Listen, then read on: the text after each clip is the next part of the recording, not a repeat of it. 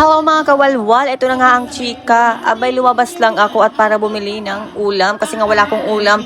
Abay, hindi ko na malayan Miss Gay pala dito sa may Silverio Kumpang kung saan ako nag-a-apartment. At ito na nga ang ganap, so hindi na nga ako nakakain. At tumingin na lang ako ng Miss Gay dahil tuwang-tuwa ako. Daming magagandang mga trans at daming mga tao na nanonood sa Miss Gay. Ayan, bongga dahil super tatalino na lang talaga nila at hindi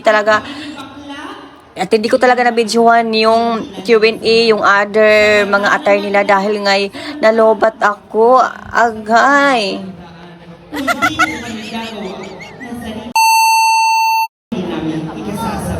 Maraming salamat at enjoy the show. Wala talaga ako masabi sa lahat ng mga candidates dahil puro mga palaban at walang tapon. At tingnan nyo naman ang national costume nito, talagang napakaganda. Kabog na kabog talaga sila lahat. Sila ay nakasagot. Wow na wow.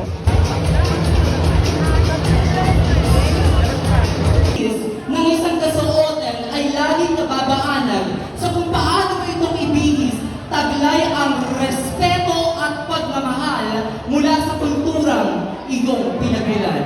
Isang mapagpalayang gabi ho sa inyong lahat. The girl is standing here in front of you is Micah Denise Montesilva, in real life, a Bachelor of Elementary Education graduate in the university that always believes in the pursuits of education and camaraderie. Yes, I am from Central Luzon State University. And with all humility and respect, the transgender that is standing here before you is a proud scholar ng bayan, a licensed teacher by profession, magna cum laude.